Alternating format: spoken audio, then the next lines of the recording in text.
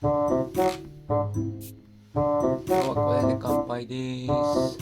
氷結無糖。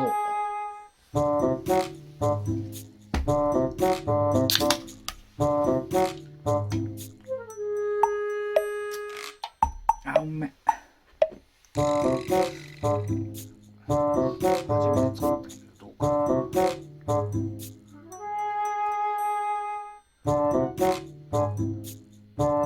フォークは買ってあるんですよ。スプーンは買ってないんです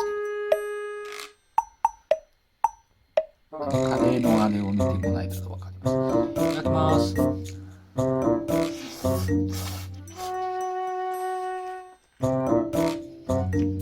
あ、めっちゃうまい。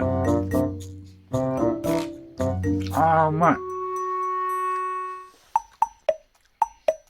それでこれほんまはネギやなくて大葉なんですけどね、いつもの通り大葉買うの忘れたんでネギしかなかった。あー、これうまいわ。こんなおっさんでもうまいことできるんでやってみてください。